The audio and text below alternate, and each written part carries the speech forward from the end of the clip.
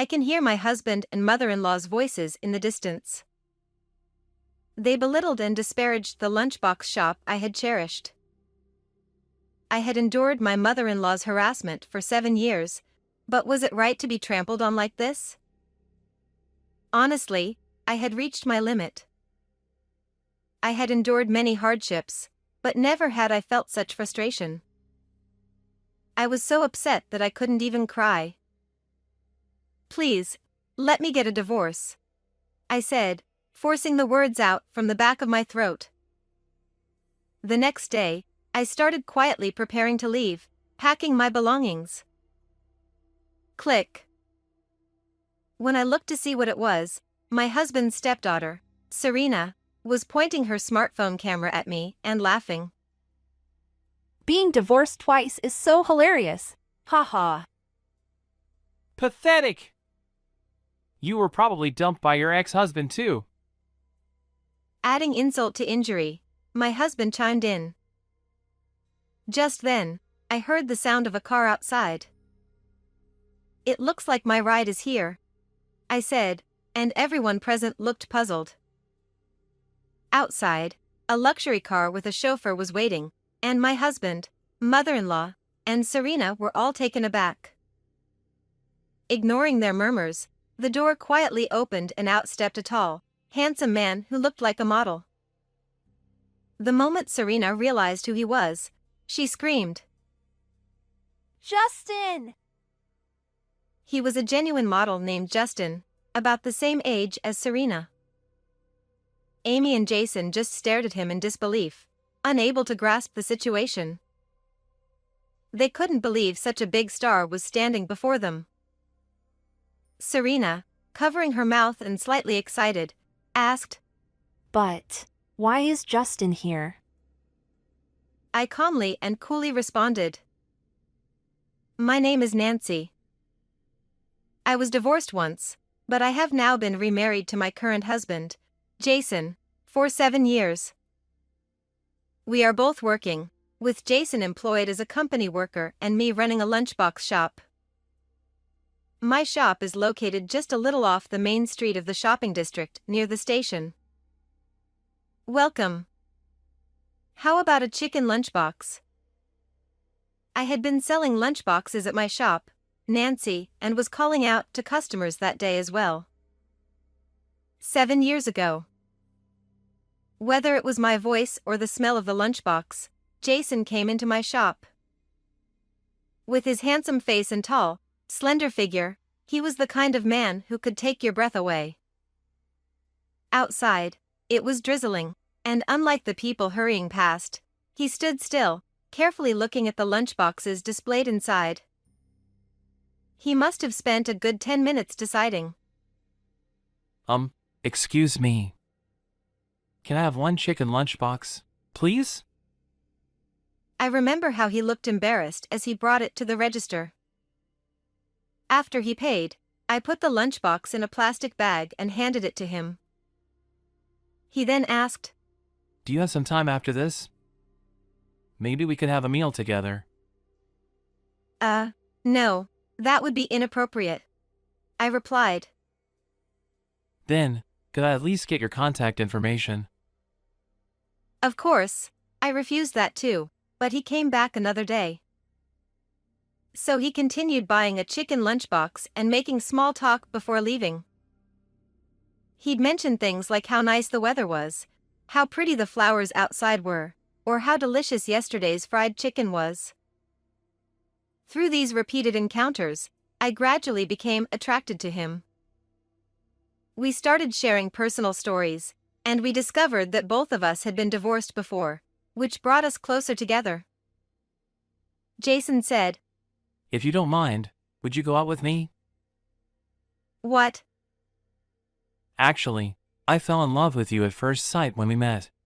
He confessed. With that, our relationship quickly deepened, and it didn't take long for us to reach the goal of marriage. Being with him was so enjoyable that time seemed to fly by. Even after I started living with Jason, I continued running the bento shop. Of course, there were times when I thought about closing it down. Business wasn't always booming, and the building itself was getting old. But Jason reassured me with a smile. Don't worry! Nancy, your lockboxes are delicious. Be confident. We can still make the shop work with some renovations. I don't have the money for renovations, I said. I do! Jason replied. Let's get a quote from a contractor. Even though we were married, I felt it was too much to ask of him. I tried to refuse several times, but he didn't seem concerned. On the contrary, he said he was happy to help. In the end, we decided that he would cover about half of the renovation costs after discussing it together. After the renovation, the shop looked clean and almost brand new. It's like a brand new building. It's all thanks to you, Jason. Thank you so much. No matter how much I thanked him, I truly couldn't express my gratitude enough. Interestingly, after the renovation, we had a constant stream of customers. Some even mistook it for a new shop.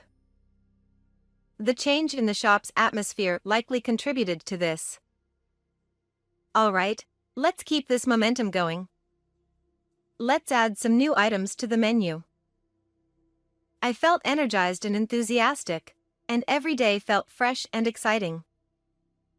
Even a simple trip to the supermarket became a quest for new lunchbox ideas. My cooking skills improved, and Jason, without any bias, would often say, Delicious! with a beaming smile. Focusing on the shop brought new energy into our lives. This lunchbox shop became my passion. With the addition of new menu items, I was more dedicated to the shop than ever before. As time went by, it was already almost a year since I remarried Jason. Compared to when we first started dating and during our honeymoon phase, our conversations had significantly dwindled. Given our age, it's perhaps natural that we've settled into a quieter routine. I didn't question this. What did concern me was Jason's fickleness. The phrase easily excited and easily bored described him perfectly. His hobbies constantly changed, and each time, he'd go on a spending spree. When he got into golf, he bought numerous balls, clubs, and outfits. He even became a member of a country club in another state and played golf with his fellow members weekly. Initially, I was genuinely impressed by his enthusiasm.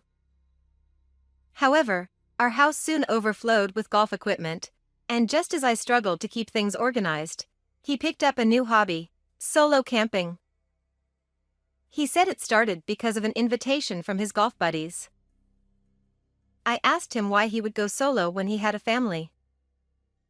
That's just how men are. He said, touching his chin and striking a pose, as if he were deeply impressed with himself. I couldn't quite understand it, but maybe he was more of a romantic than I thought. To an outsider, he might have looked a bit ridiculous. He started buying all sorts of solo camping gear. One-person tents, sleeping bags, foldable chairs, cups, plates, and other utensils began arriving in droves. He claimed he bought everything recommended on online shopping sites. Hey, don't you think you're buying too much? Where are you going to put all this? I'll just store it in the shed for now. He said. But the shed was already packed with golf equipment, leaving little space for the camping gear. He shrugged nonchalantly. Okay, I'll keep the camping gear in my room and put the tent and chair in the shed. He decided. So, he spent some time organizing the shed and finally managed to squeeze everything in. Jason's hobbies included not just camping, but also motorbikes, fishing, and bouldering. His equipment occupied various parts of the house, making it hard to keep track of where anything was stored. It seemed like he didn't have a concept of throwing things away, and the items just kept piling up. Eventually, his enthusiasm for solo camping faded, and the camping gear was left untouched. It was always my job to clean up the house, but my mother-in-law, Amy, would just watch and criticize. Nancy?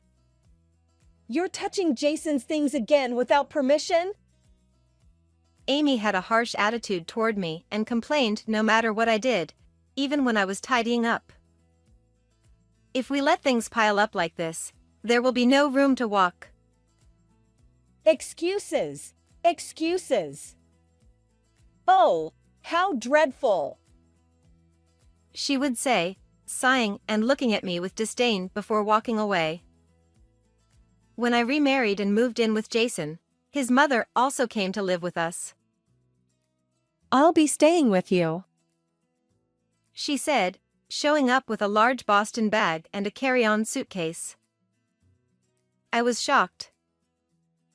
Apparently, Jason had approved the arrangement without telling me. I whispered to him, "You didn't tell me about this." It'll be fine. Mom's a good person, and I'll protect you if anything happens. He assured me. But I had a bad feeling. My intuition was right. The very next day, Amy's verbal attacks began. A bit bland, isn't it? I can't taste anything, she'd say, pouring more soy sauce or vinegar on the stew. If the cooking here is this bad, the lunchbox must be nothing special.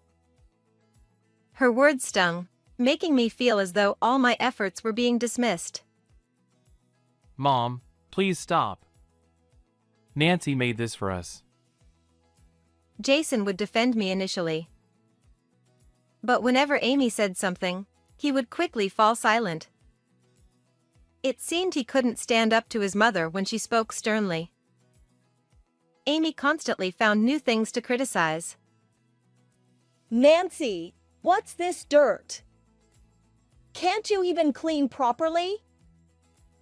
She'd say, pointing to the dust and sand accumulating in the entrance.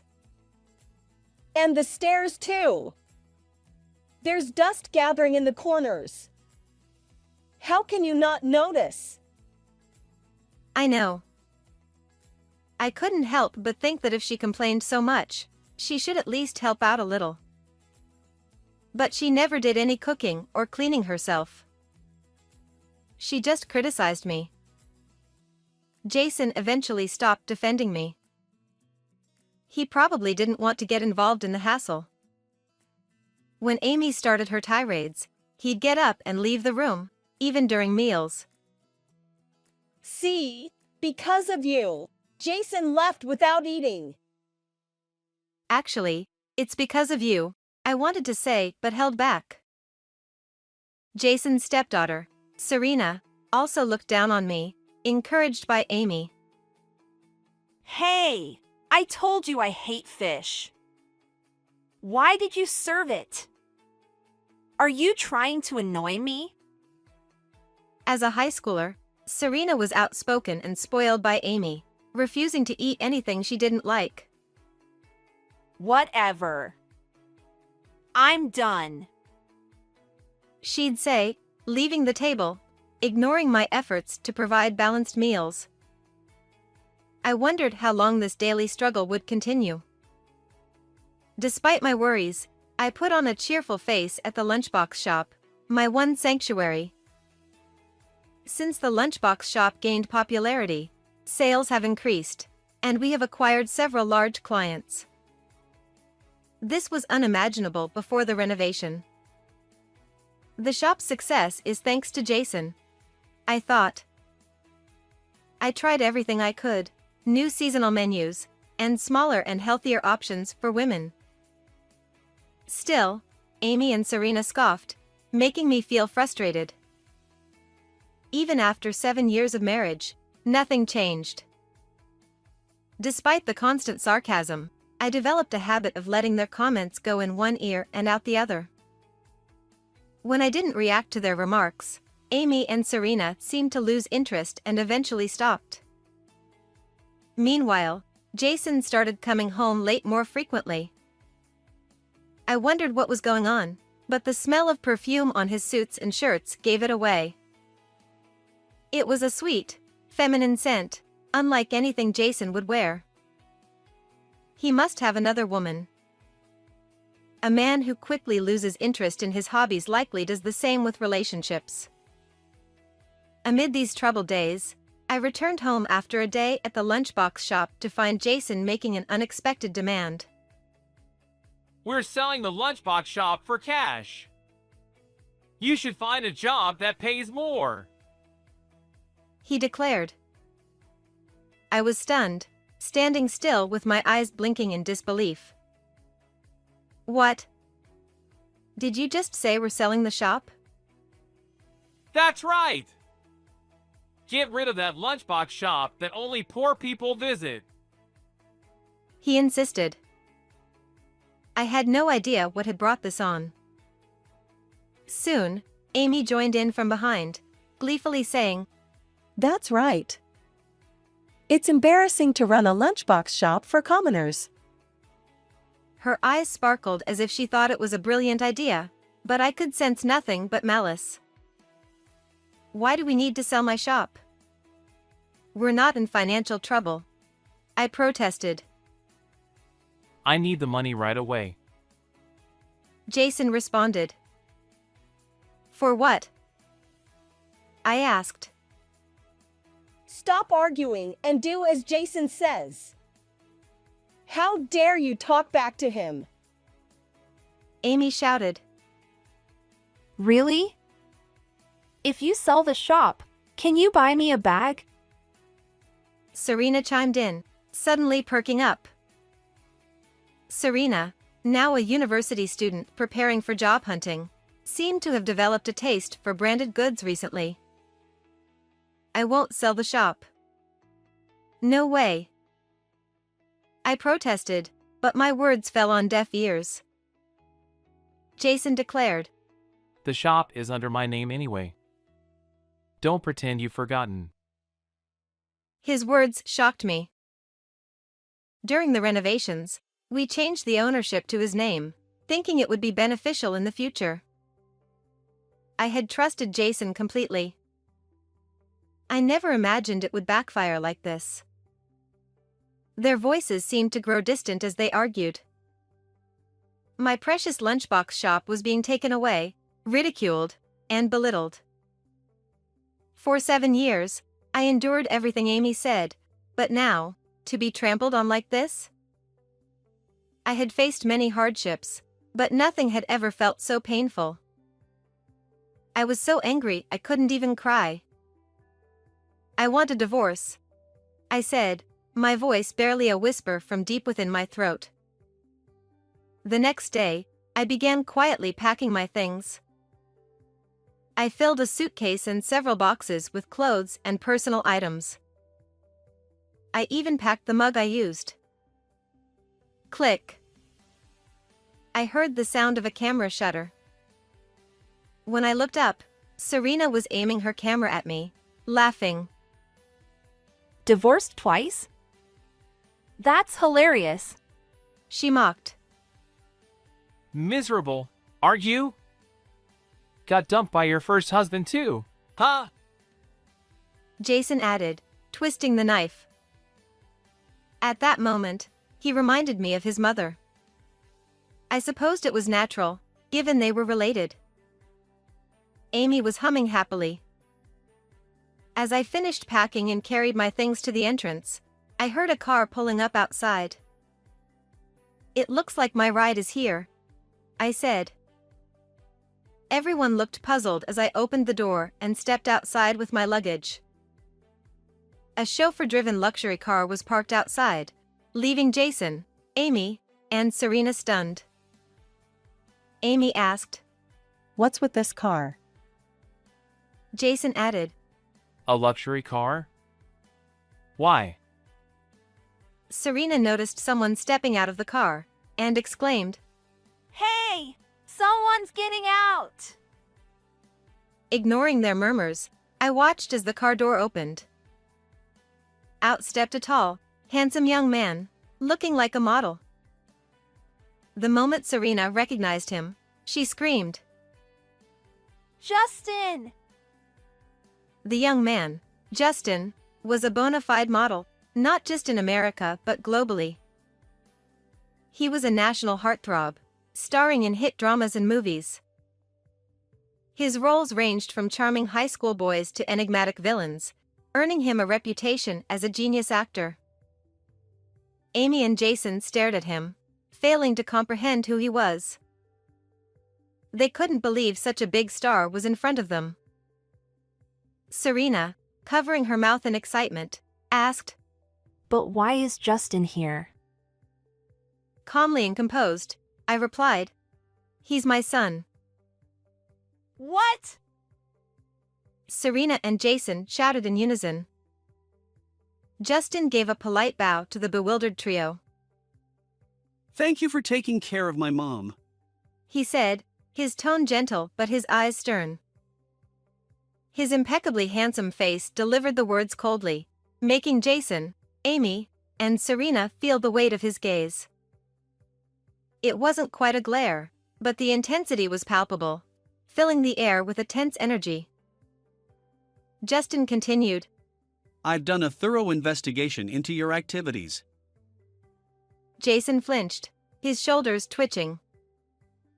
His face turned pale, and beads of nervous sweat appeared. Justin said, Of course, I'm aware of the situation with the shop. We will be seeking appropriate compensation from you. Amy exclaimed, Compensation! What are you talking about? That's absurd. Justin replied, Oh, don't worry. We won't take any money or valuables, but instead of compensation, we will be taking back the shop. He smiled darkly as he said this. Jason and Amy were paralyzed, frozen in place by his icy demeanor. Justin continued, Our lawyer will be in touch. Like a line straight out of a movie, he spoke smoothly and then gestured for me to get into the car. The only one who didn't stay silent was Amy, who shrieked in her high-pitched voice. Wait! You're planning to sell the shop yourself, aren't you? Amy accused. Jason chimed in. Yeah, you're just the same as us. Despite their accusations and insults, Justin remained unfazed. Whether it was an act or his true self, I couldn't tell. He sighed softly and then said to me, Remember when I ordered your lunchbox for the film crew? It was incredibly well received. Really? I asked, surprised. Justin nodded. Yes, it was highly praised. The director even said he wants to order from you again for future shoots. Justin smiled, predicting an influx of orders. Now that I thought about it, I have noticed an increase in large orders, including for film shoots. Given the number of staff and actors, it made sense. So, there's no way I'd sell your shop. Justin declared. Justin. I muttered, feeling my eyes well up with tears. I had never imagined seeing my son stand so tall and be so dependable. This wasn't a movie, it was my reality, and it filled me with immense joy. Serena opened her social media app and navigated to a famous actor's account. There, she saw a post featuring Nancy's lunchbox with a hashtag and thousands of likes. Serena exclaimed, This is crazy! It's totally viral! She then turned to Jason, yelling, Why didn't you tell me Justin was her son? Jason and Amy, still in shock, stood there with their mouths agape, unable to process what was happening. Ignoring their commotion, I got into the car with Justin. As the car drove off, we caught up on our lives and laughed together. It reminded me of 10 years ago, back when Justin was in middle school and I was running the lunchbox shop with my previous husband. The shopping street was bustling with activity, and our regular customers and other shop owners frequently bought our lunchboxes. Even back then, Justin was a popular, handsome middle schooler and well known as the poster boy of our shop. Somehow, word got out, or maybe it was just fate, but a scout from a modeling agency stopped by and asked if Justin would be interested in modeling for magazines. Justin seemed hesitant, but I encouraged him. Don't worry about the shop. Give it a try. Not everyone gets this kind of opportunity, I said. But, Justin hesitated. If you don't like it, you can always come back to the shop, I reassured him. From then on, Justin appeared in various magazines and thrived as a model. However, just as things were looking up, my husband had an accident. On his way back from delivering lunchboxes, he made a detour to buy some extra ingredients and collided with a large truck.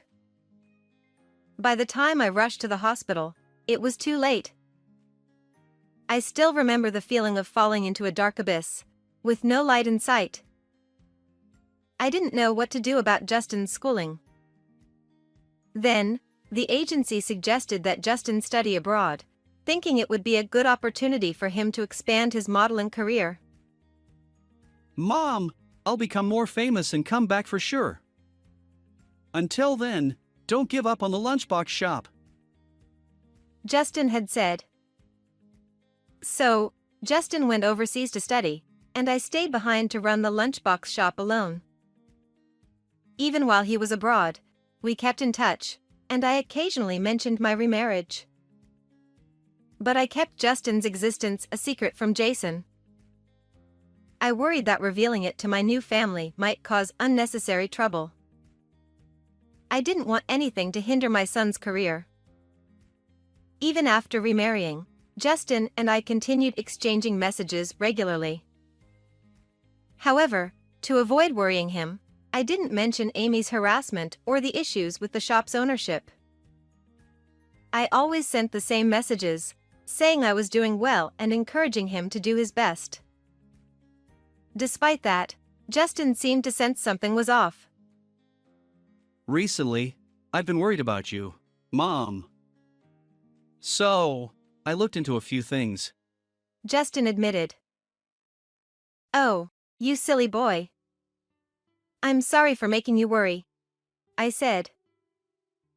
No, I didn't want anything bad to happen to you. Justin replied. Welcome home. Thanks, Mom.